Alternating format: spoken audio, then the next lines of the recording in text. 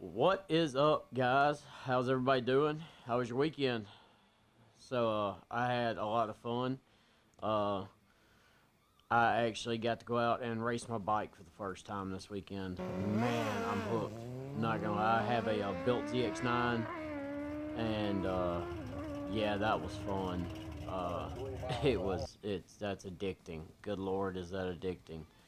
Um, so gonna be doing that a lot more now. But anyway, today's episode was going to be on superchargers, but little conversation that I kind of come across online kind of changed that a little bit. I'm actually going to do it on nitrous. So let's get at it.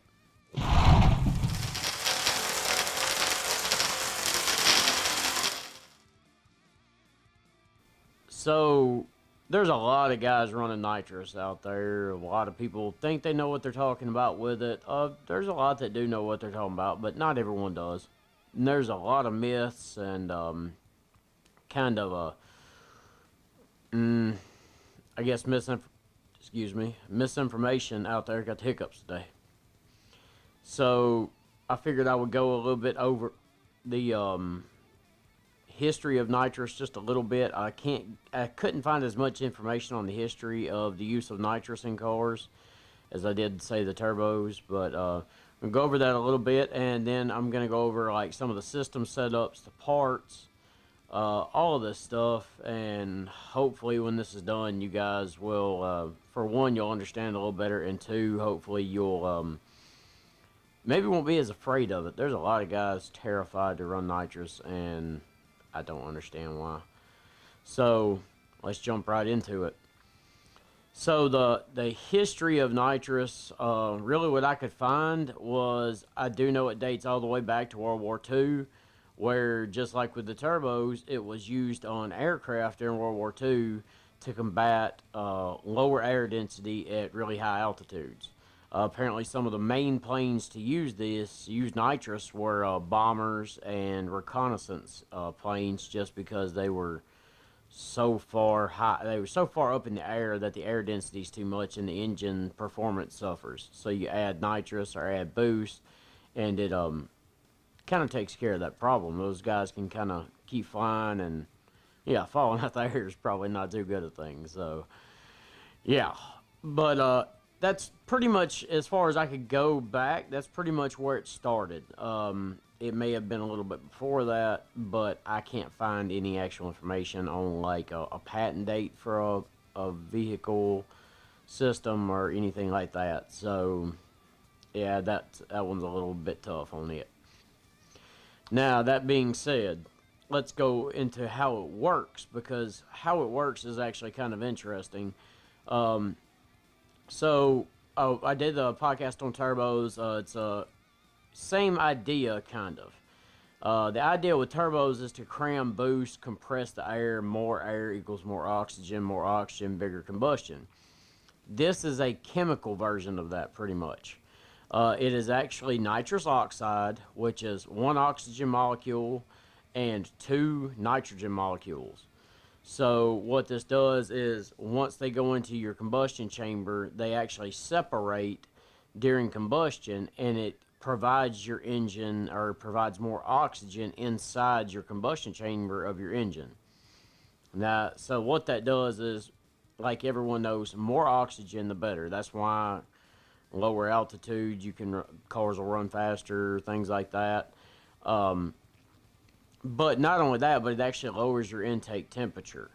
Um, and that's something some people don't really know, or they don't understand. So it lowers your intake temperature, which helps, just like with cold air from boost, to compress the air.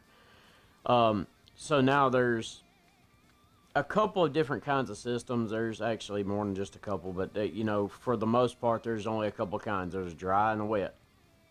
The major difference in this is dry system is spraying dry nitrous into your cylinders or into your intake, and a wet system actually combines the nitrous and the fuel before they enter your intake manifold. Now there's also like direct port and stuff like that. That that gets into the little specifics we'll go into a little more here in a few minutes. So that being said, there's a lot of cars that run nitrous. Everything from pro mods to street cars. I know a lot of guys with street cars that run them. The kits are really not that expensive, and they're really not hard to install, to be honest. As long as you're not doing a crazy convoluted system, you know, if you're not doing multiple stages or some huge amount of progressive nitrous, it's really not that difficult. It's pretty straightforward. So there are two different kinds or two different ways you can do that. You can do multiple kits, and then you can also do progressive. So the major differences in these is that multiple kits actually has stages. You have kit 1, kit 2, kit 3, kit 4. Guys like Kai, the 55, I think they're all on multiple stages. I don't think they use progressive. Progressive is really cool because progressive pretty much just ramps up how much nitrous is spraying. So they're similar but different in the same way. Progressives also use a little finer tuned, I think, electronic controls. You can do kits on timers or on a button, but progressives usually come in timed controls. You know, there's a lot of guys that will time their first kit off the line, or their first, say, if you're doing a 300 shot progressive, some guys will come off the line on 100, 1 second in, add the other 100, and 2 seconds in, add the other 100, and it actually doesn't kick on other nozzles. It just sprays more into the engine. This is a really efficient way to do things, and it works really well. I like it. To me, the less stuff you have to have piped in and everything, the better. But the multiple stages works amazing also. So it's just kind of preference when it comes to that, to be honest. I mean, it's not something that you kind of can say one is really better than the other one. Progressive, if I'm not mistaken, can run a lot more nitrous if you have the right system to run it. So that's what you have to decide before you want to go after nitrous. And I do want to say this: anybody watches this video, I'm more than glad to tell you all I know about nitrous, but it's on you to get it done. I would if you don't have a lot of mechanical skills or you've never run it before, I'd very much advise take it to a good builder who's good at tuning for nitrous cars and have them work on it. Because I trust nitrous. I've run it on a couple cars, and I love it. It's a blast, and it can be safe, and it won't destroy your engine if your tuning is correct. That being said, the bottles and the entire kits are getting cheaper and cheaper and cheaper. I believe I paid about $400 for a Zex kit. It was used a little bit, but they're only about $600 new. And they come with everything you need. They're not really complicated systems. So you have pretty much a nitrous bottle, a feed line for the nitrous, a plate, or if you're ported into your ports, or if you have like direct port system, which I'll go into in a minute. Then you have your fuel supply adapter, whichever one that may be, whether it's off of a fuel line or actually off the fuel rail. Your electrical system for it, which is pretty much your master controls and any switches you need depending on how you're running it. And then your purge system, which is very important. I'll go into that in a minute about itself. And then there's also plenty of accessories you can buy. You know, there's bottle blankets, and bottle heater is very handy. That's one of the handiest ones I've had when I have my system. So I'll talk about it a little bit first. The bottle heater is literally just a rubber blanket with a heating element pretty much in it that wraps around the bottle. Now what this does is heats the bottle up to get it to pressure, because it actually pressurizes under heat inside the bottle. Without adequate bottle pressure, you don't get the correct amount sprayed into your engine, and that can be harmful. If your pressure is too high, you're going to get too much, it's going to run lean. If your pressure is way too low, you're going to get too little, and it's going to run rich and run just a little slower. So it's pretty important that you get your bottle pressure pretty right. I used to run mine at around 900 psi. I I want to say that most people run it between 8 and 9, or maybe 1,000. Some may be different. I can't speak for everyone. Some might have their setups designed to run higher pressures, and others might not. So pretty much after your bottle is warm and the bottle is opened, it runs through the feed line up to the solenoids, which that's part of your electrical system for it. Or like with the Zex kit, they come with the solenoids and everything inside a master controller, which is really, really nice. My big drawback of the Zex kit is, I believe they're only I had the blackout, so if I'm not mistaken, they're only available up to 175 shot at the crank, so that's about 150 shot wheel, which is okay for most cars, but if you ever want to go more, you have to change things out. And so if you want to go bigger, Zex blackout kit may not be the best to look at. Anyway, your nitrous actually goes to your solenoids. From the solenoids, it then goes to either your plate or your direct ports. So your electronics, like I said before, you have a master arm switch. So when you turn that on, your entire system is on. That means that the solenoids are on and ready, and that your system is active. It's ready to go. Now, from there, you have more than one ways you can activate it. You can activate it through a button. Everybody's seen Fast and Furious. I can't help but laugh about it because that's the first thing everyone thinks about. Which, by the way, to the directors of Fast and Furious, who built your car that a nitrous, or actually use of nitrous, I guess I should say, causes bolts to come out of a floor pan? You got more problems than busting the welds on an intake, buddy. You need to get it checked.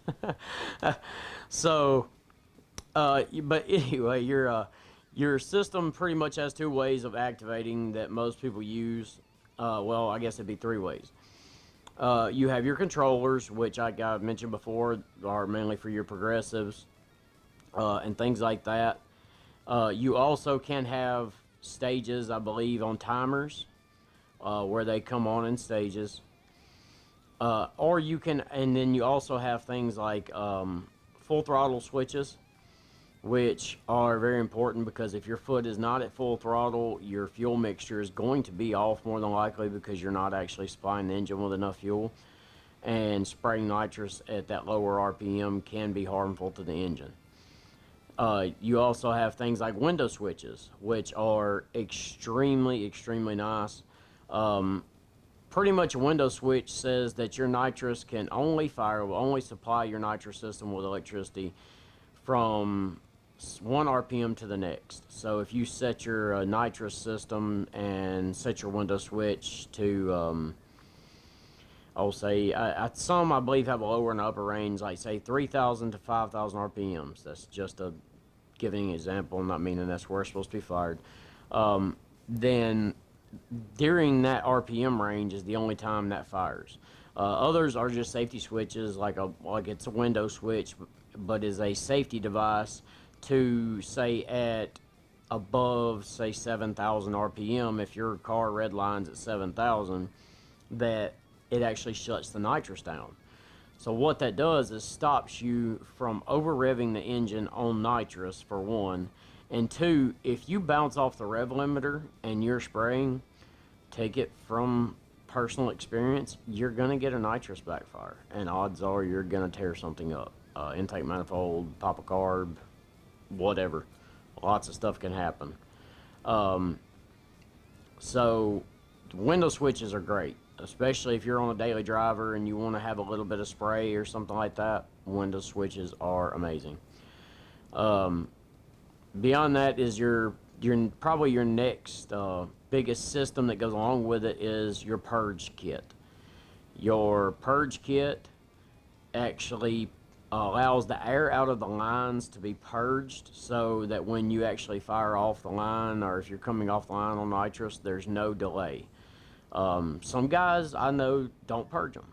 Uh, to me, I don't like that, because if it is not purged and there is a quarter second or a half second of air in that line, and you come off the line at full throttle, you are spraying fuel for nitrous. Your car is providing enough fuel to not run lean on that amount of nitrous. So if you don't have that nitrous there, you're running your car extremely rich, and regardless of anybody tells you, that can be dangerous as well. So purging your system, it just pretty much gets your air out of the lines. A lot of guys do it. Some of the big name cars, like Jerry Bird and Kai and all those guys, they have huge nitrous purges at the line. That's because they're on big kits. And also, a purge can let you adjust your bottle pressure. If your bottle pressure is too much, you purge it off for a few milliseconds or half a second or whatever you need, and get your pressures of your bottle back down where you need them.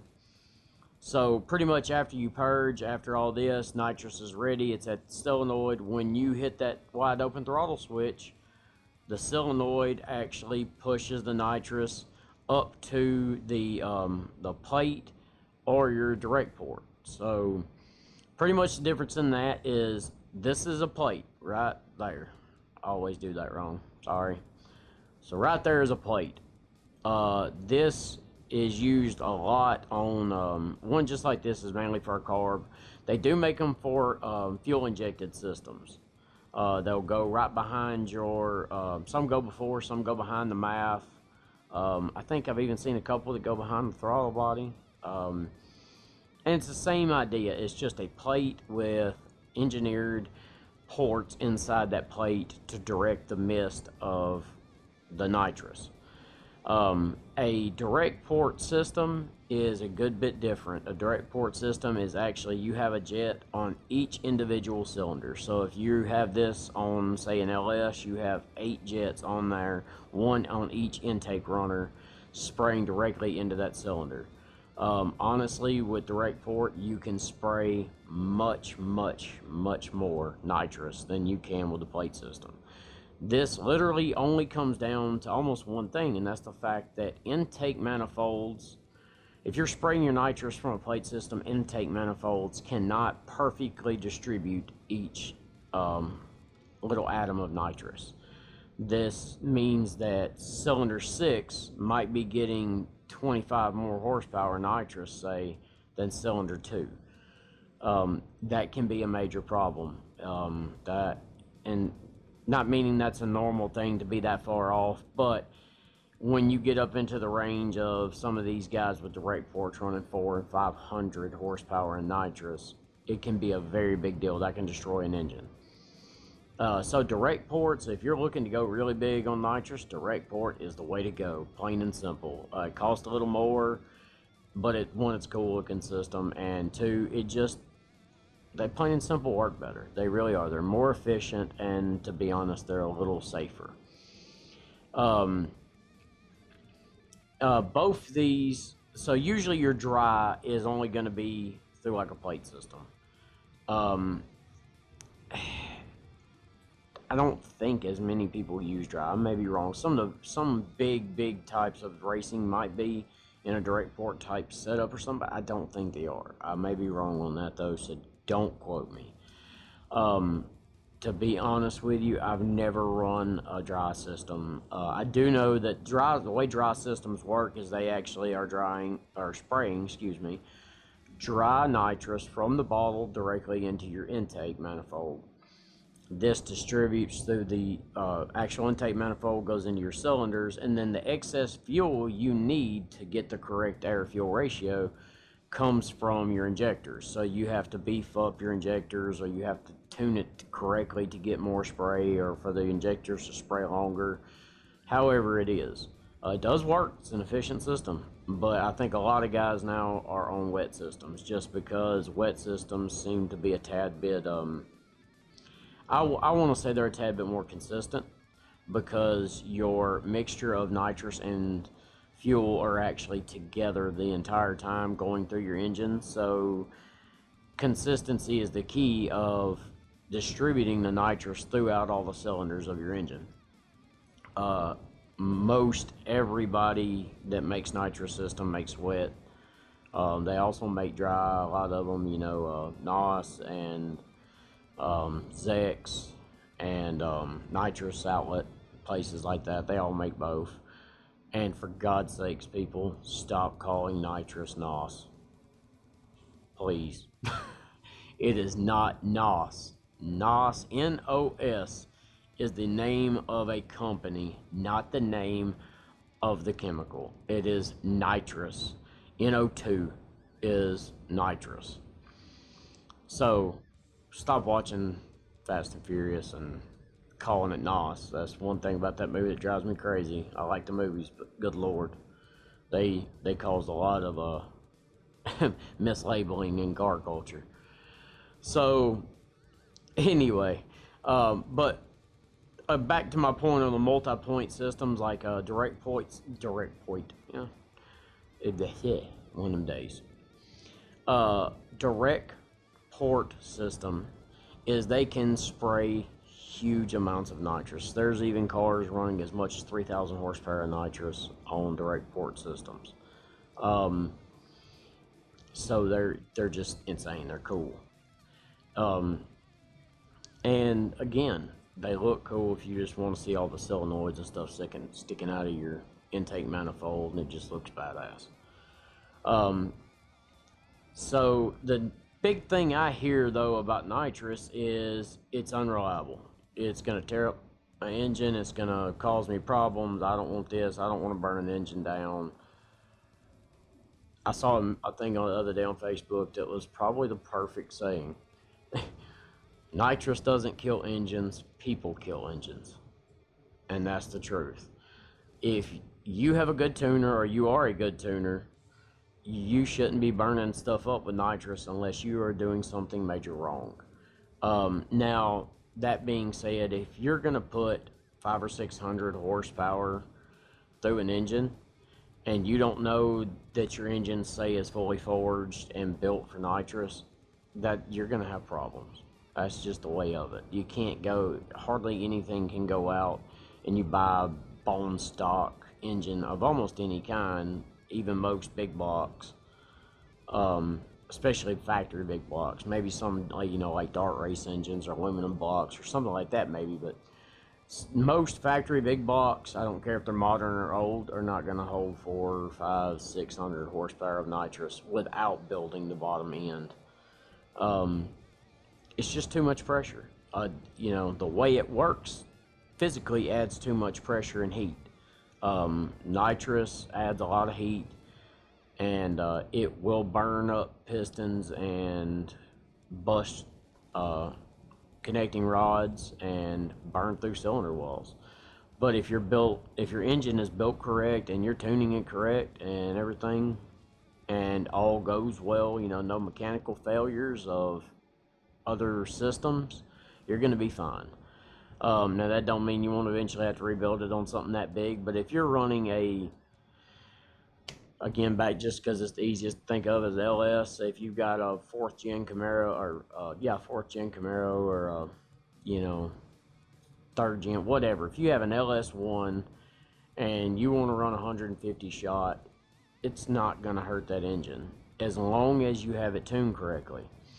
One of the biggest problems is people not pulling the correct amount of timing, or they don't want to pull the correct amount of timing because they still drive it a lot and don't want to lose the power when they're not spraying. There's this cool thing called a Lingenfelder box. I used one on my Firebird. It is an amazing little ordeal to have. Pretty much it is wired in with your nitrous system, and I was only 150 shot.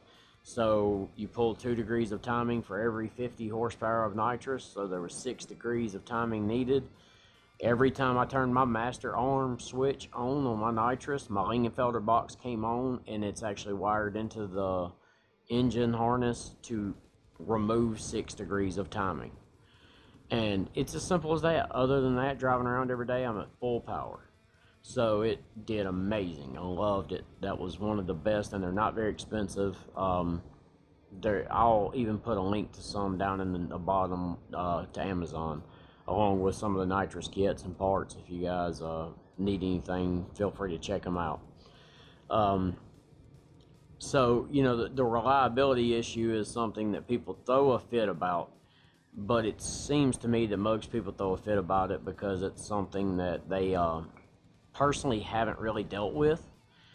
And then they get a lot of misinformation. They're seeing guys tearing their engines up, and they're seeing guys, burning pistons and everything else, and they think, oh, it's just the nitrous. It's because of the nitrous. No, it's probably because the tune was a problem, or they had some kind of mechanical failure of some other system. If your fuel system dies while you're spraying, if your fuel system goes out, odds are you're going to hurt your engine. You're going to run lean and you're going to burn something up, especially if it, especially if it runs down to say 40% of what it should be, and it's something you don't know going down the track, and it's a whole pass on 40% of fuel. It's going to run lean the whole way down. But that's the same thing with any kind of power adder, honestly. Nitrous, superchargers, turbos, anything that your air fuel has to be correct on, it doesn't matter. If a subsidiary system dies or fails, odds are it's going to hurt the system. It's going to hurt the entire engine, but that's not the main cause. The main cause was your failure of a fuel system, of a fuel pump, of a fuel line, anything like that. So another cool thing about nitrous, and I touched on this other day, was turbos love nitrous. They do. It almost instantly spools the turbo. Along with that, it does drop intake temperatures a little bit, and for every 14 psi of boost you run nitrous on, it's about an 80% increase in the nitrous output. So if you run 100 shot on 14 pounds of boost, you're not actually getting 100 horsepower of nitrous. You're getting closer to 100 and somewhere between 160 and 180 horsepower of nitrous. So people that just go on and throw a 200 shot on it and don't know that, they'll tear an engine up because they're not ready for it. The engine can't handle. You have a 400, 500 horsepower engine, and it's about maxed out, and you go, okay, well, I can add another 100 horsepower in nitrous, but you're adding almost 200. It's very easy to damage your engine. So it's just food for thought on that. Another thing is a lot of guys run water methanol with nitrous. Drops, same thing with the turbos, drops your intake temperatures, lowers your chance for detonation. All of the benefits of water methanol, plus, and probably the biggest benefit with water meth on a nitrous engine is going to be that water methanol on 93 octane at 50-50 mix puts you at running somewhere close to 116 octane, and that's going to cut down on detonation a whole lot, cut down on knock. When a lot of guys build their engine, they build in knock sensors. That's another safety mechanism that I kind of forgot about, that you can actually wire in your knock sensors, that if you get above a certain amount of knock, just like with turbos and pulling boost, above a certain amount of knock, it will shut your nitrous off. A lot of the new nitrous systems are actually coming with a lot of these safety features inside a complete control box or a management box that come with them. And they're really handy. They're making it safer and safer and safer. The thing I think most people kind of forget sometimes, or people that's new to nitrous, is one, your bottle temperature. Get your temperature correct so your PSI, your pressure is correct. Watching that. And two, honestly, unless you have a gauge for how much nitrous is left in it, which you can buy, but I never run one, you have to learn how many times you're going to use that bottle before it needs to be refilled. Because even though we might have a quarter bottle in it, you're going to. So one of the things I think that nitrous users, especially new nitrous users, overlook the most is probably going to be like bottle temperature and how full their bottle is. Not thinking about the fact that the lower your amount of nitrous in your bottle, the more you use it, the little bit warmer you're going to get your bottle to get up to the pressures you need. I mean, literally, you're taking less nitrous, filling up a larger space. There are gauges that you can buy to monitor how much nitrous is left in the engine or in the bottle. Excuse me. And then there's plenty of gauges for everything else. You know, your bottle pressure, your bottle temperature. There's even cutoff switch deals for your bottle heater, which I have one on mine. I loved it. That, well, actually, when you turn your bottle heater on, you can just leave it on because it will shut your bottle heater off once your bottle has reached a certain pressure. So if you set it at, say, 850 psi, the bottle heater will kick on, the bottle will get to pressure, the bottle heater will kick off. One thing that you do honestly have to watch out for that's a danger of nitrous is don't be lazy and leave your bottle in your car. Plain and simple. If you have a daily driver that you take to the track and you run nitrous, don't be an idiot. Take the bottle out of your car, especially during the summer, and if you live somewhere where it gets hot. There are plenty of accounts of people leaving bottles in their car going, oh, it's no big deal, it's a nitrous bottle, it's meant to get hot, and not think about the fact that if it goes over, I think, 12 or 1400 psi, depending on the bottle, it'll explode, and it will blow the back half of your car off. There's been pictures galore on Facebook of it happening, and on the internet of it happening. So just don't be lazy. Pull it out of your car. It takes 5 minutes.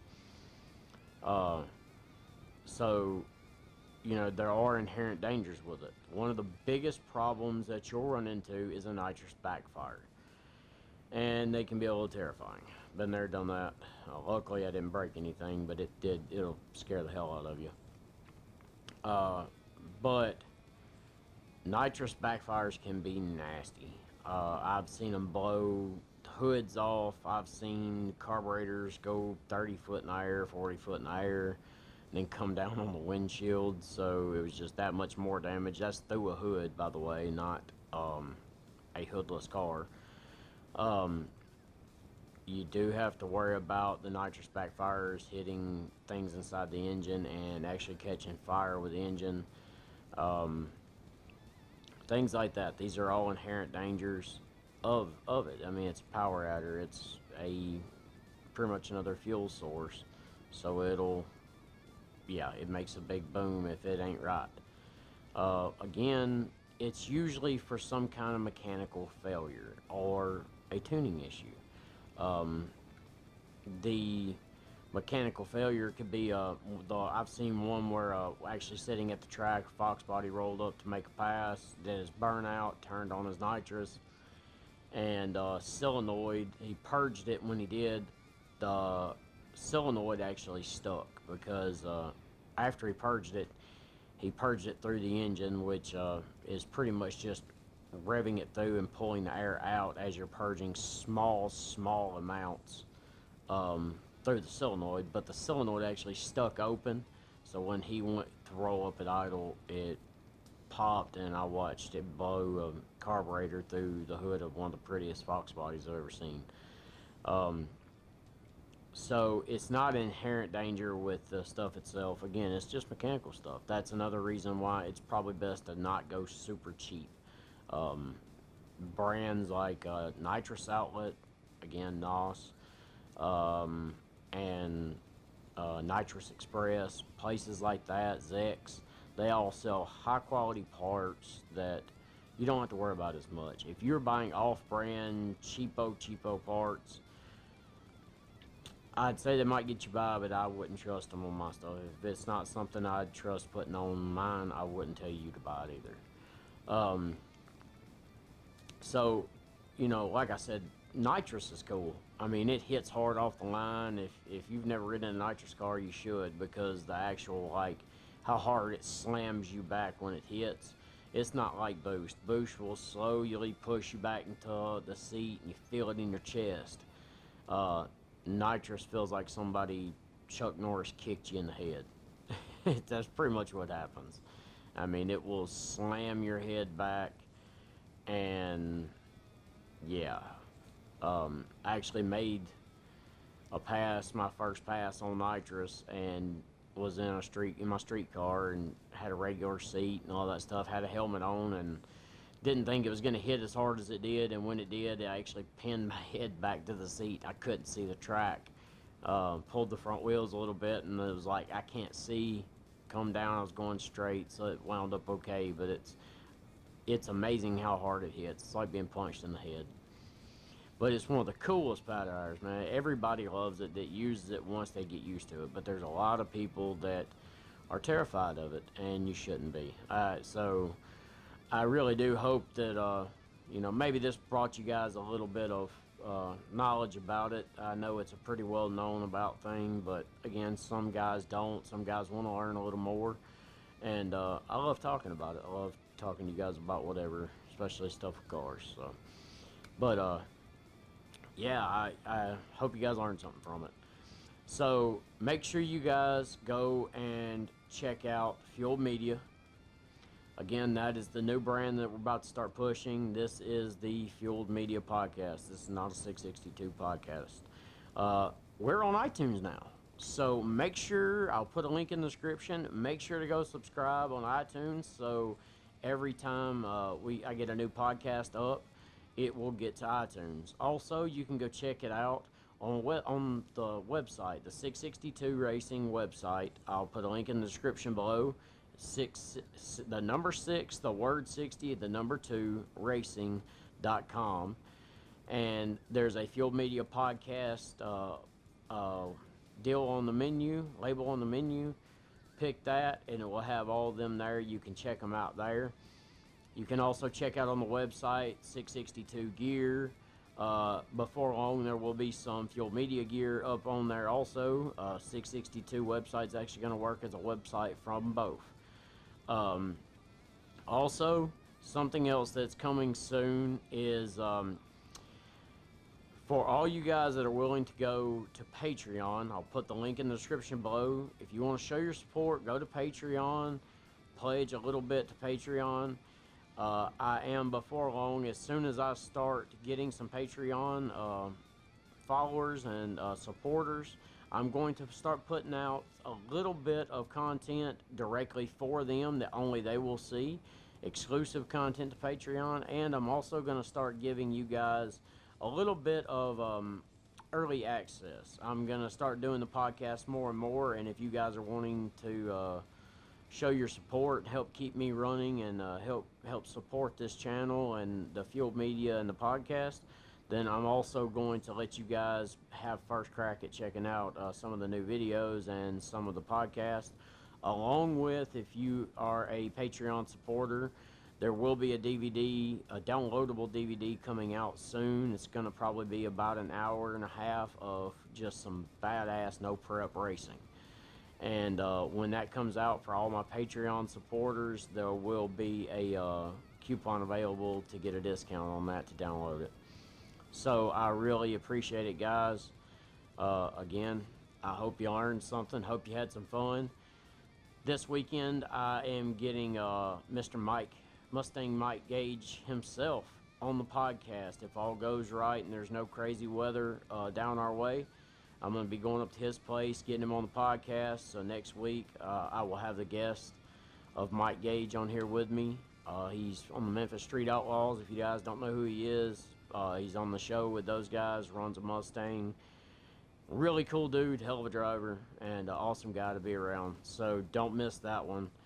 Make sure to go subscribe and download everything on YouTube. Make sure to subscribe here and on Fuel Media, and check out us and Fuel Media on YouTube, or on Facebook. Sorry about that. And make sure you guys hit the subscribe button and that little bell, so you know when you get a new video up, and y'all can keep up with me. I really appreciate all the support, guys. Hope you had fun. Peace.